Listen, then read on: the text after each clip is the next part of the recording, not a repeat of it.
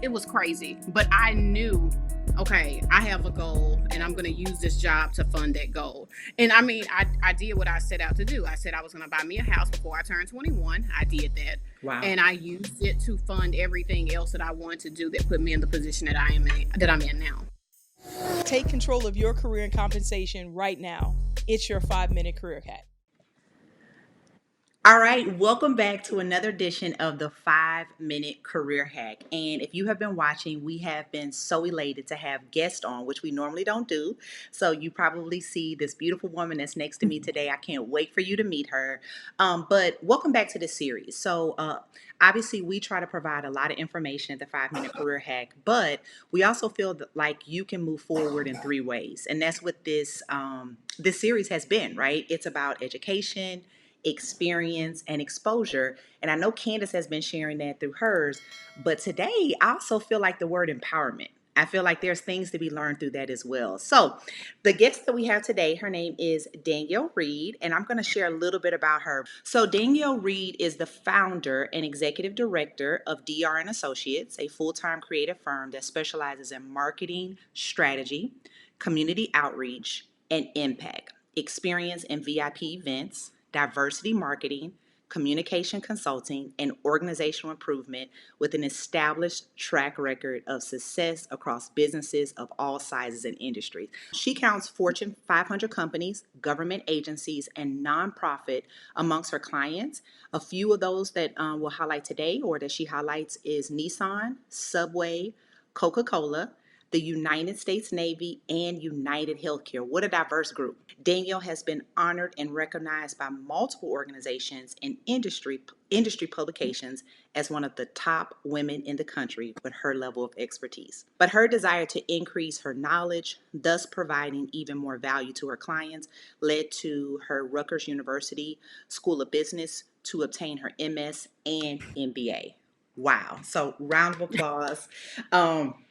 It seems long when you're listening, right? But when you think about years and years, it feels like it's definitely over a decade, right? As I'm reading that, 14 Yeah. years that you sum up in a couple of minutes. So what, I guess when you hear that, I mean, gosh, what do you think before we even get started? Like what stood out as you were hearing that today? Um, Honestly, when I'm thinking back, when I think about like when I got my first job, you couldn't have told me, hey, you're going to accomplish all of this in 16 years. Mm. And what's really crazy about it is that even before I went on this journey of what I'm doing now, when I was telling people, hey, I'm thinking about, because I was not traditional. I went to school, hated it because I hated the first college that I went to, absolutely hated it.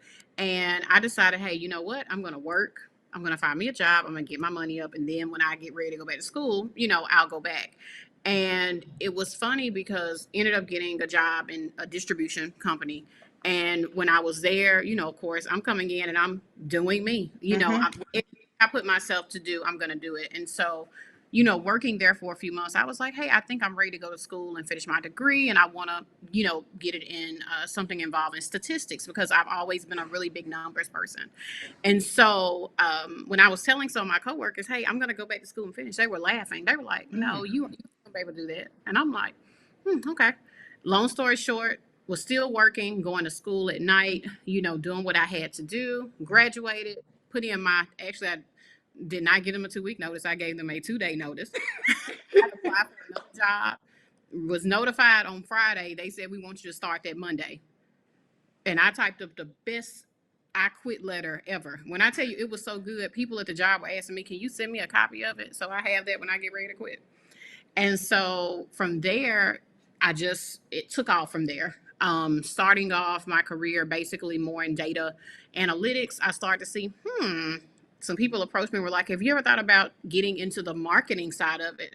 And so I never thought about that. I was like, I didn't know this career existed. And so this was on the forefront of digital marketing really starting to take off. And so from there, the rest is kind of history. I was that person where I said, hey, while I'm at these jobs, I'm going to make sure I can get everything I can, Mhm. soaking up all of that knowledge that I can, if it was any special projects, whatever I could possibly get my hands on, I was going to do it because I'm like, I'm going to be the best at what I do, because not just for me, but to prove others wrong, that it said, hey, no, you're going to end up working at this warehouse forever. Wow. So let's a couple of things you said, because we have a lot of people that we coach, and we talk about it being a transition, right? And I heard you start with a transition as you were getting started. Mm-hmm. So let's go back to the first college that you went to. So it sounds like you Mm-hmm. were a college dropout, right? Like Yeah. you said, Out. okay. So what? Let's call it what it is, right? You was a Yeah, because that's I what it think is. when you think about that today, and I go back to, like, I didn't even read that when I read your bio the first time, but the word empowerment came up.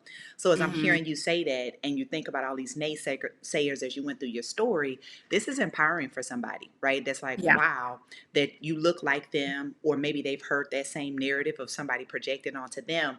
But let's go Mm-hmm. back to the first school. So, like, what was it that you were like, this is not for me? And you were like, let me go Um, work.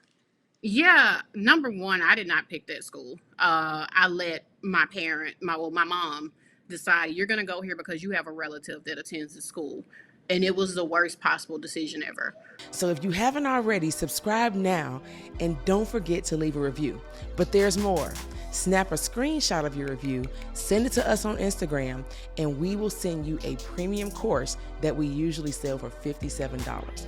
We are so grateful for your reviews, as they play a vital role in helping us spread our mission of sharing these invaluable career hacks with the world. I wasn't focused. That relative, and I'm very transparent. And Yeah. so, yeah, it is what it is. But that particular relative, who she was like, oh, well, she's going to spend time with you. I saw her maybe twice, after my parents left, things like that, to where I feel like, oh, if I would have had it my way, I wouldn't have even chosen that school, but that was just me. Mhm. And so from there, it was a thing on, I was like, okay, I'm not focused. I'm not about to waste my money. I'm not going to take out student loans.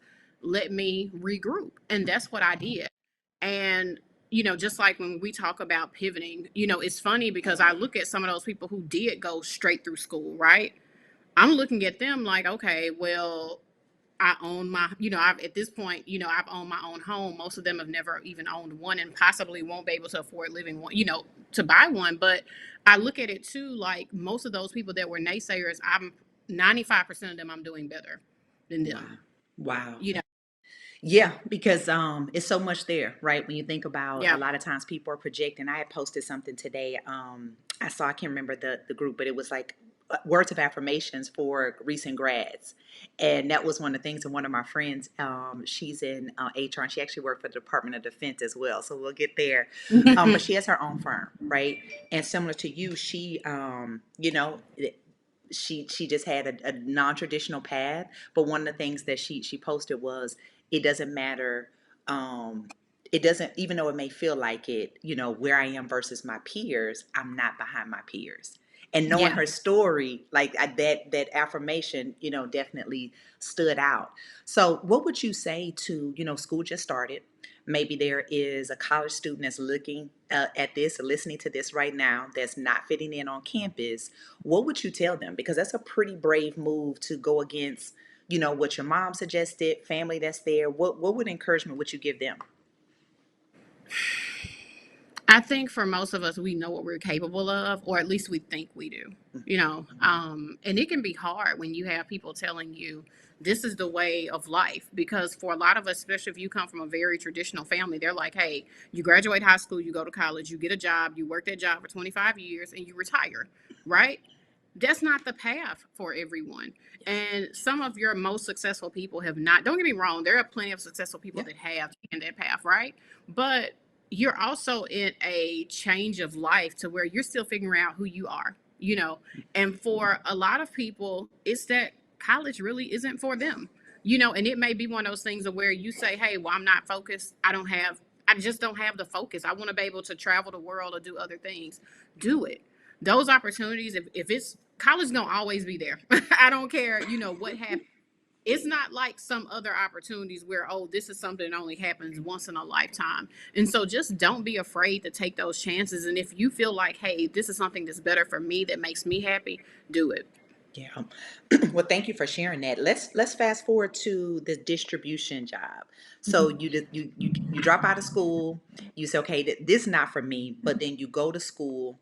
I'm curious. Can you walk us through that company, what that experience was like as someone freshly out of high school, and this transition to even going to school at night? Like, talk a little bit about that, and then we'll fast forward and get to these great companies that you worked through. But I'm just curious about that journey because that was a minute, but I know Yeah. it was Yeah. a long minute, right? Yeah. So I'm looking at it at the time. I was a single mom, had a fresh newborn. I was like, okay, I need a job, right? And I literally, do not laugh. I think that when I turned in my resume, I'm pretty sure that me and my dad had created some fake company to say that okay. But it You were doesn't matter. visionaries. You two were Yeah. visionaries. Y'all saw it Yeah. before it actually came together. Is what Yeah. had happened, But, right? we made up a company or whatever. I used somebody else's phone number as a reference. Like, look, when these people call you, this is what I did, right? I got the job. That's all that mattered. But I did my job, and it was one of those things of where, I was really, when I was going in, I was one of the youngest people that was working there at the time, right?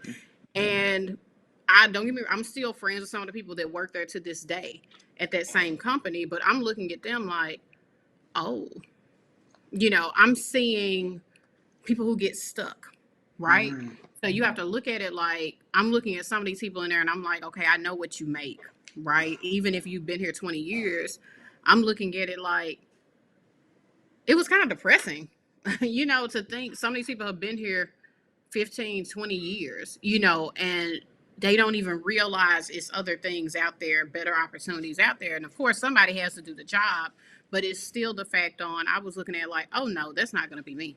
I'm like, oh no. And of course, dealing with I had never really experienced the messiness of Mm. working in a distribution or a warehouse place. And so it reminded me, I told somebody, I said, I really need to write a television show called, instead of The Office, called The Warehouse, because it was crazy. But I knew, okay, I have a goal and I'm going to use this job to fund that goal. And I mean, I did what I set out to do. I said I was going to buy me a house before I turned 21. I did that. Wow. And I used it to fund everything else that I wanted to do that put me in the position that I'm in now. Wow, that's awesome. So, talk to us a little bit about moving from this distribution environment to now, like, where you talked about always being really good. I think I captured at stats, like that was something, Hmm. statistics, things like that has been natural for you, and you were wanting to go into data analytics. Like, were you always involved? Because a lot of times you don't see a lot of girls that even are encouraged to be in STEM, right? So here you are finding this way as you're going through this job. Was that something you were always interested in? Like, how did you fall into even that field of study? It was something that I was always interested in. Okay. Even in school, I was that person. It didn't matter, econ, whatever, chemistry, whatever, anything with numbers except math, which is crazy. Any other subject except math, because in my head, I'm like, I do not need to know these formulas because this stuff doesn't matter, and I'm not going to school to, do that. But everything else, as far as with science, with accounting, with business, I always love numbers. Mm. And so I actually, when I was going to attending school at night, I was taking statistics with all these nurses, right? And I'm looking at them because they're struggling in this class. And I'm like breezing through it. And they looking at me like, and they're like, so what are you going to school for? And I'm like, I want to be a data scientist.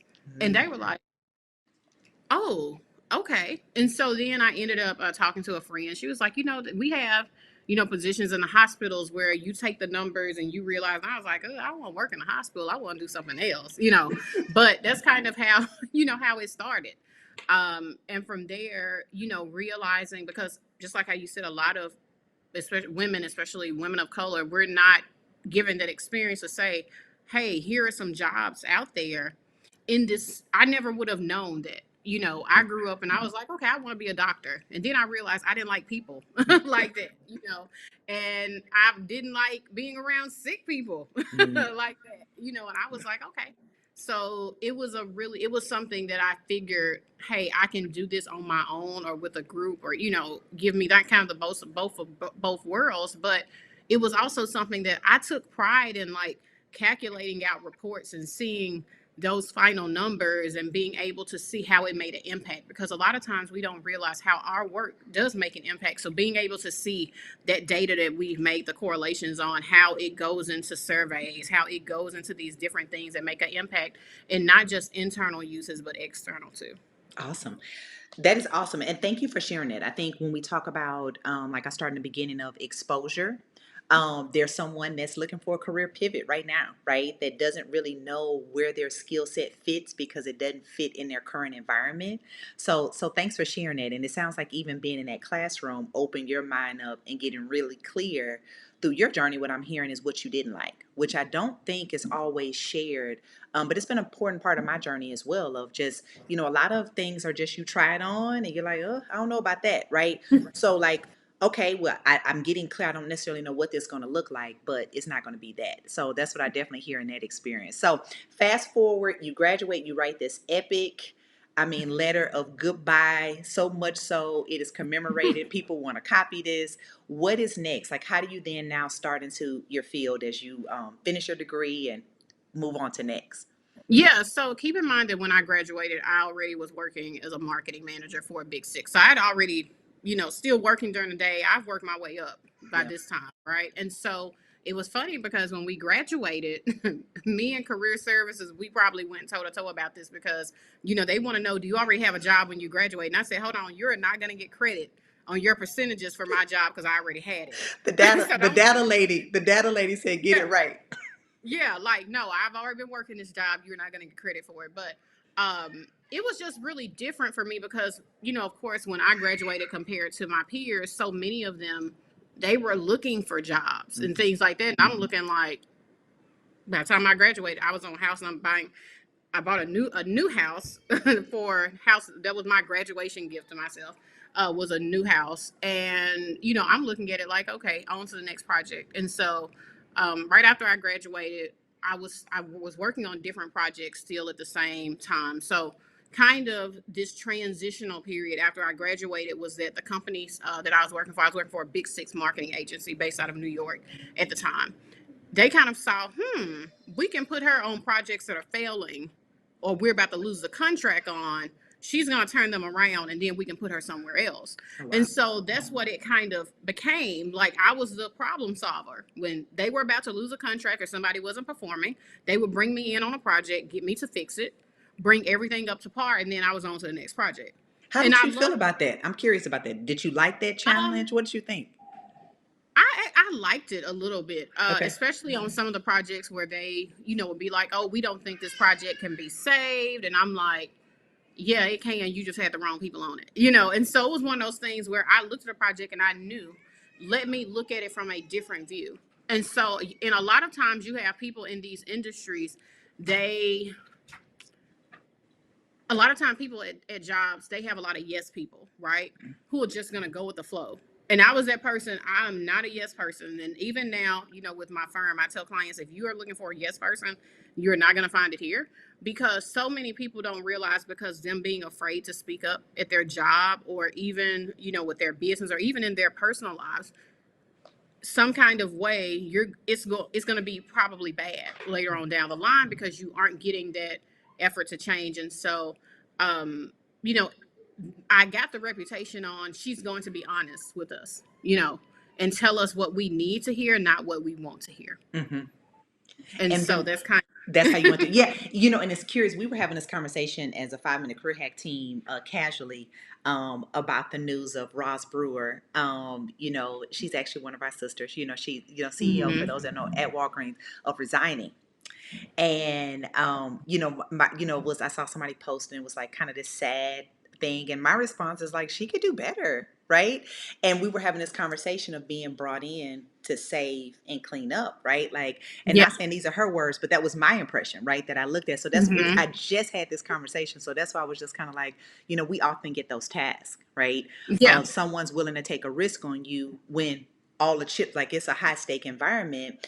And that's why I was curious, because I just find that it's interesting. We talk about risk assignments, and I have a different word for it. I'll keep it, but it's the difference of what a risk assignment looks like for us, right? People talk about being stretched and things like that, but it's like this is like the high probability that it will not go well, right? I have actually come in and defied all the odds, to your point, and showing you where these things are. And I know you mentioned your bio around those turnaround situations, being able to do that, find ROI for your clients, but against some pretty high stakes, right? Hmm. Especially when you're in a marketing firm and you're looking for contracts. Like if you don't get that contract, that could be years of not getting that again when they go take that to another firm, right? Yeah. So I was just, it's so interesting that we get those environments where it's constantly performance, and you're in a Hmm. performance zone versus a learning zone where other people are able to kind of fumble the bag and learn and Yeah. play around. Then you got to come in and it's like,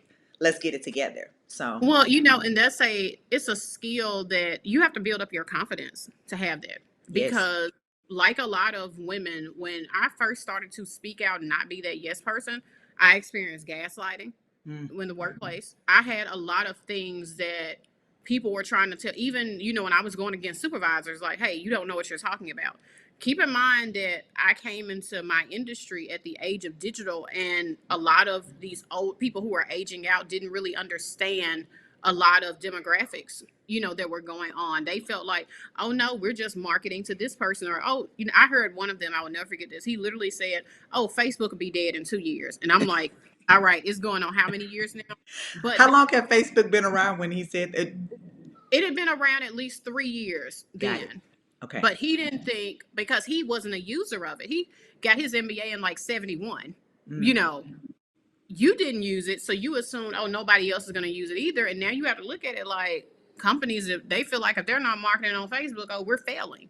And so you have to kind of be prepared. You have to build up your confidence to get to that point, because I tell people all the time, it's a difference when you come in, you're knowledgeable and you're not that yes person. But if you don't have that knowledge and then you steer them wrong, then it's going to be an issue. And so just making sure that when you decide to become that person, that you know what you're talking about and you can prove them wrong. Yeah. Wow. That's definitely empowering. Thank you for sharing that, because I think, to your point around gaslighting, finding your voice, confidence, all of that is a journey. It doesn't happen. And what I hear you saying is really in getting in those reps and getting that experience. That's what you took from that. So you leave, you're at this firm. And then what happens next after you leave this big six firm? Yeah, so so I had my daughter at that time, and I got tired of really traveling. I said, hey, I really want to try to find something more at home. And I ended up getting an inbox on LinkedIn from somebody who was like, hey, we've been watching you for a while, blah, blah, blah, blah, blah. And can you pass a background check? And I was like, who is this? You Like, call me. Look, you call me. yeah. And I was like, yes, I can pass a background check. And they were like, okay, would you be interested in working for the Navy? And I was like, I said, and I'm thinking in my head, this is one of those recruiters who's trying to recruit me to put on a uniform, and it's not going to happen. That's immediately what I'm thinking. And they were like, no, we're looking. They were like, we have a marketing department, and we need someone to oversee all of our marketing and advertising, because none of the people in uniform, Wow. they don't know anything about marketing. They're pilots and supply officers. They know nothing about marketing, right? And I was like, okay, that's what I'm thinking in my head. And then it really didn't hit me until I actually got on base and went to my interview. I was like, oh. This And is the guy, real. yeah. And the guy was like, oh, yeah, you're going to be our Olivia Pope. He was like, you already got on the code and everything. And I was like, what? What is happening? How is this Yeah. my life, right? Yeah. It was literally like, okay. And so I ended up, of course, passing the background check. We're happy Got for my that. security, yeah, got my security clearance, and I hit the ground running. Because again, in my industry, I knew, coming from off of the agency side, going to client side, I knew how much some of those agencies were charging. I also had seen some unethical things coming from off of agency side, not necessarily from the people that I worked for, but for other agencies, where some of these agencies, if they do one social media post a month, they're charging their clients $25,000 for it. And it's like, hold on now.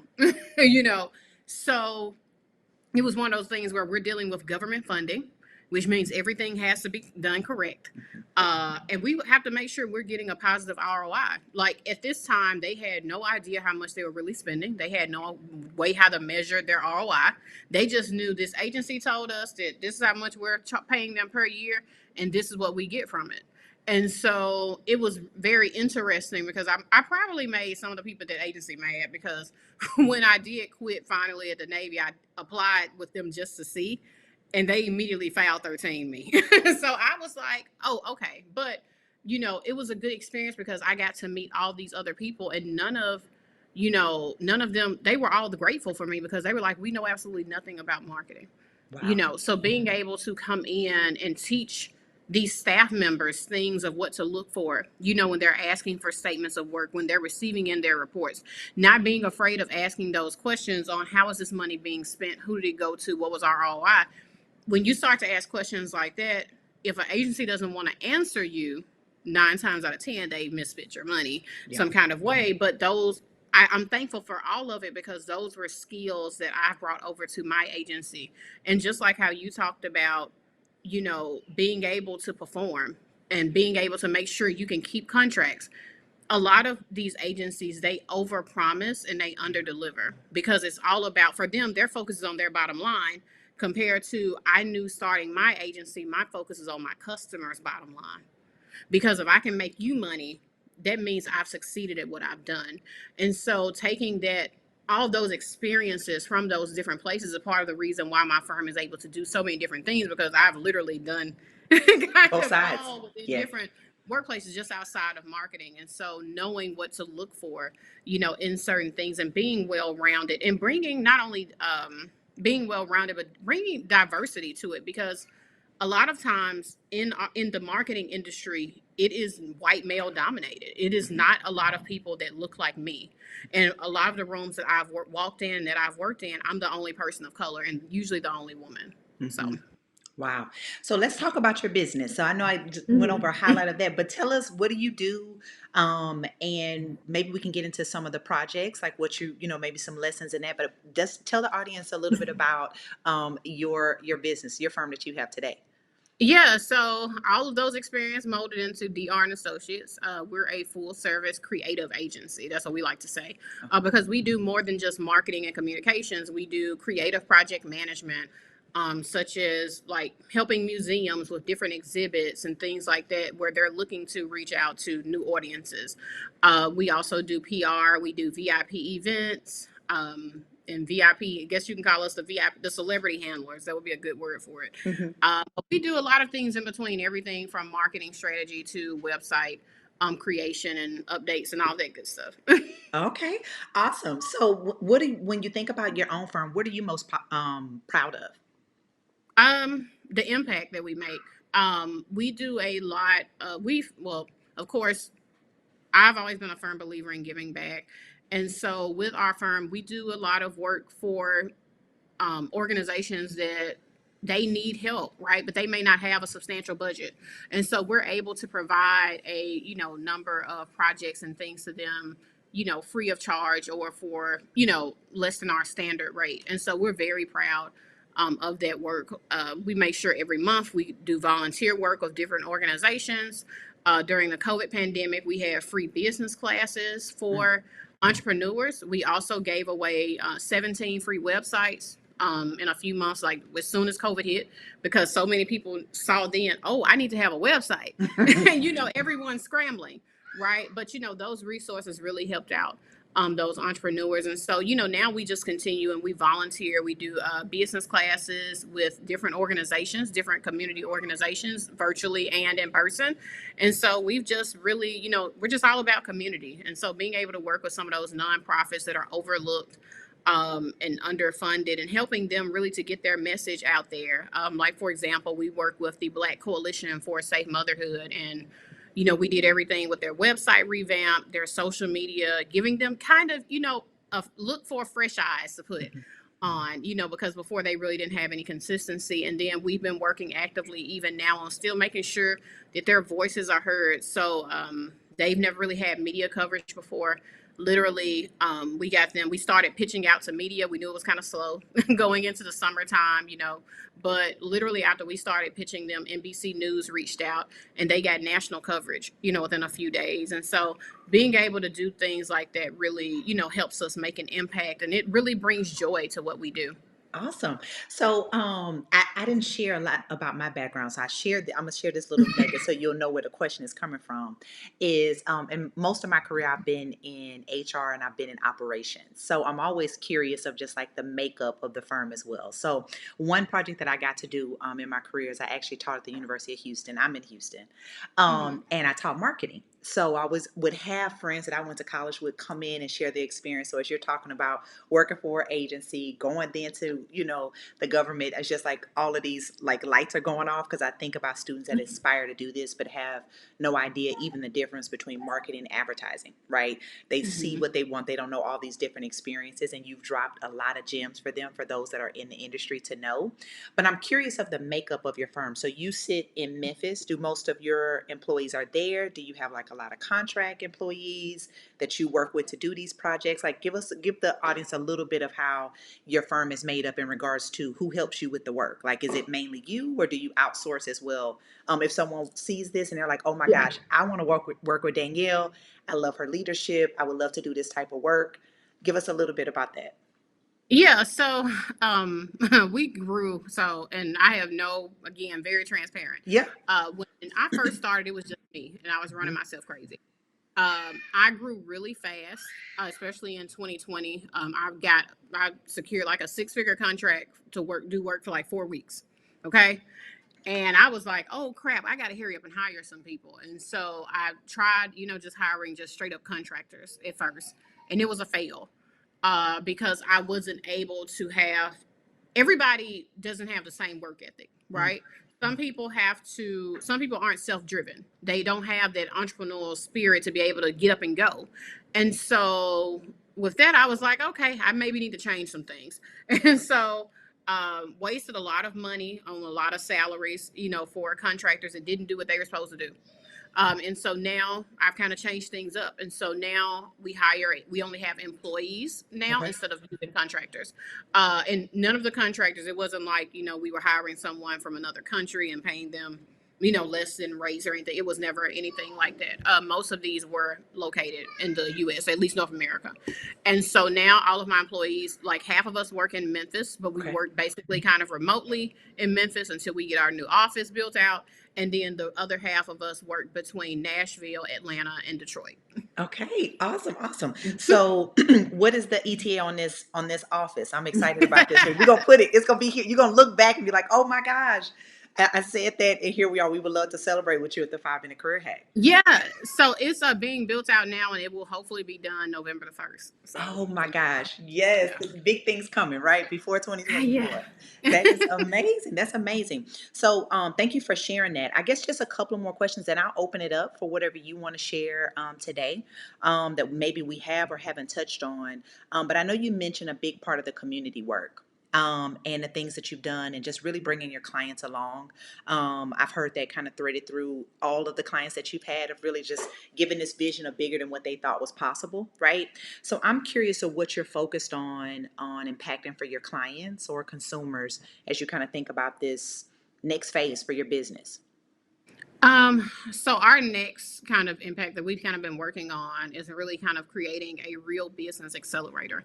So Okay. giving, people who are looking at, even just starting, a business part-time in addition to their career, giving them those resources that they need, because there are some accelerators out there, but a lot of them fail because they don't, honestly, a lot of them either A, don't have the experience from the people who are teaching the classes, or they really are out of tune with kind of what's going on. And so when you're looking at having, even just like when you're in college, I've done guest lecturing where a lot of the professors who were marketing professors told me, hey, I'm out of touch with it because I got my degree this many years ago and so many things changed because, of course, by the time a book is printed, it's outdated. And so, for us, it's about giving them that hands-on experience, those things that they need, but also setting up that accountability for them to make sure they follow through. Because a lot of times I tell people, especially as entrepreneurs, it's not as easy as some of the influencers want people to think, that you just go get an LLC and you're gonna make $1 million a year. It's most definitely not that. But a Or lot it's of all these them, places to hide money and do different things with the LLC, yeah, and you're like, it yeah, doesn't work like, like that. it doesn't work like that, and you're gonna end up. The U.S. Marshals will have that car that you bought up for auction on their website. But um, there are so many different levels to business and so many things that people just don't know. And a lot of it also has to do with taking action. There are so many people out there that have great ideas. They know they have a great idea for a business, or they have a great product, but they fail to implement. And so our difference with our accelerator is that we're going to hold them accountable to, you have to get these things done. Mhm. And if you don't get them done, we can't work with you. Kind of the same way that we work is with our agency. When we work with people and we tell them, hey, we need these things done by this day, it's extremely draining and it's tiring when you've been working on a project with people and then they drop the ball or don't get things over to you. But then, you have the flip side of it where clients may try to say, well, hey, you got this to me late. Okay. Things like that, to where, you have to find accountability and that median to say, hey, I have an idea, I want to implement it. And so those are the kind of the things that we're looking at doing next, so that we can, actually, we want to document people's growth. We want to be able to show, hey, look at where you started 3 years ago and where you are now, and really just teaching them a legitimate way to grow a business without any of these hacks that don't work, and to kind of honestly not think about, I'm trying to think of the word I want to use, not for necessarily vanity metrics, to be able to post on social media, they got this, they got that, but actually doing the real work. Yeah, So, I love that. I think what I hear, which is really important to your point, a lot of people want to be business coaches, but it's really around, like you said, the vanity metrics opposed to the real impact. mhm. And something that you've been committed to your whole career, right, is bringing people along, sharing the transparency, which definitely is why we wanted to bring you on the show, seeing that that aligns with our mission as well. Mhm. Is to your point, I think people share like it's always been great, like, oh, I got 1,000 Airbnb homes, and this is what we're doing. Like, I make this much money before breakfast, and that's not our story, right? And I didn't hear you tell that story today. Like, it hasn't been pretty. There's been a lot of failures that I've made. There's been a lot of choices that I don't necessarily agree with today, knowing what I know today. But if I can save somebody else some time, energy, and hopefully money, I would love to share that, so that I don't want to say pain, but that season won't be in vain, Yeah, right, for somebody else. So I think that's amazing. I think a lot of fulfillment from that seed is going to come, right? So yeah. good luck with that. Yeah. So Thank any you. trends that you are seeing in the marketplace? I know you've mentioned, I've heard you mention a lot about a lot of people that you've worked with that have not stayed current in the field, Yeah. that their knowledge is that, kind of dated, and you've had to bring them up to speed, or it's impacted their mindset of even being open to growth. So are there any trends that you're seeing that you would share for anybody that's in marketing now? I would say I'm always that person. One of the things I always say, it doesn't matter, people ask me to guest panel or whatever, right? I always say to people in the audience, if social media failed to exist today, would your business survive? And a lot of people in the audience get to looking like, I don't know, because they rely so heavily on it. And I think now you're seeing more because, of course, consumers are spending less, right? Brands want to get in people's faces. And so what you're seeing is that a lot of these people who, just like how you said, these unethical coaches, they're falling off at this point. And I'm actually not that I don't pray for anybody's downfall, but when you Yep. do wrong by people, or when you aren't teaching them the right way, things always work themselves out the way that they should be. And so you're seeing this trend of where a lot of them are pulling at straws because they haven't built a sustainable business. I always tell people, if you built a strong business, you understand the economy is going to go up and down. You're going to have high selling periods, you're going to have low selling periods. The difference is, how do you know how to handle those seasons? Is this when you do customer nurturing? Is this when you look to say, hey, maybe my target audience has completely changed? And so a lot of people, they're now, I think, being more open to the fact on, you need to be more fluid with your business. You have to understand there are up and downs. And for a lot of people, just doing simple things like sales forecasting and considering those outside factors. Before now, a lot of marketing agencies didn't necessarily look at outside factors. They did, but they didn't. They didn't consider that actual data Mm. and how to apply it in marketing. And so now you're seeing where a few of them are trying to do it, but they're looking at data from 2020 and 2021 when there was a lot of extra money in the economy. We had EIDL, we had the PPP, we had the stimulus checks. And consumers, we aren't going to see that again. And so We're paying for they're it now with these interest rates. yeah, we're paying for it now, these interest rates. And so now, it's almost like people are wondering, what do I do next? And so more people are looking for, I'm going to say honest people to do work for them, and it's funny because, I tell people, even if I come in low at a bid, it's not, and don't get me wrong, that doesn't mean that it's a bad bid, right? Mm-hmm. But it's because they've normally been sold something, a really outrageous price for someone who's going to barely perform, and so a lot of these companies, they're looking at it like, hey, well, instead of me paying this company 10 million, I can pay DR and Associates to do the same level of work or better for $1 million, and we're going to save that money. And so that's kind of the way, that we approach it, because we know, hey, we're going to outperform, we're going to do it, and we're still going to make a great profit, and so that's kind of the trend now, that more and more people, they're looking to see, hey, this person who I may have hired at first may have not been legitimate, but let me go ahead and invest now so that I can get honest work done and just quit with the hacks, stop with the get rich quick, or yeah, I'm going to sell 50,000 ebooks today at 47 cents, whatever the case may be, those type of things. Yes, for sure. Well, thank you for sharing that. So, anything that you want to leave the audience with as we wrap up? I would, again, do what makes you happy. If don't be afraid of trying out new things. I'm that person you do not want to live with regrets on. I should have, could have, would have. If you want to take a chance on a job in a new industry, go for it. If you want to go and get a degree and somebody tells you, I don't know what you're doing it for, go for it. Do what makes you happy, because if it's something that's your passion, the money will follow, if you're in it for the right reason. Yeah. And what I hear you saying is really check your motives, right?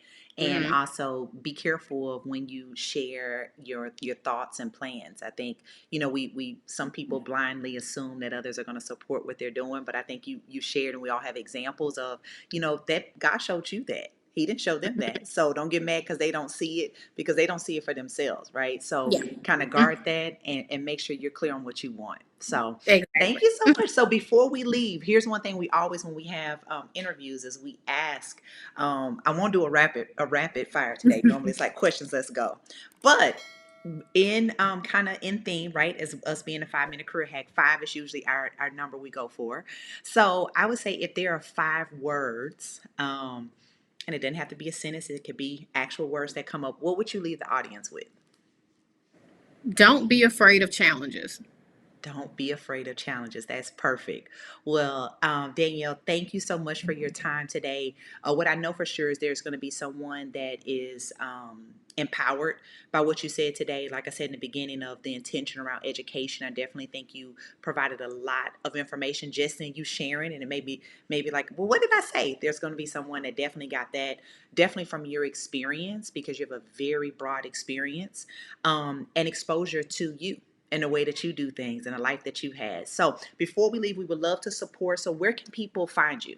If they have a grant right now, they have some money, they have a need with their business, how can they find DR Associates?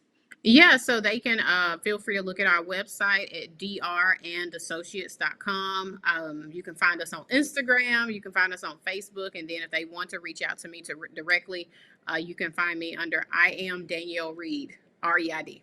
Yes. Okay. But your Instagram and Facebook Yep. are all DR Associates. Yep.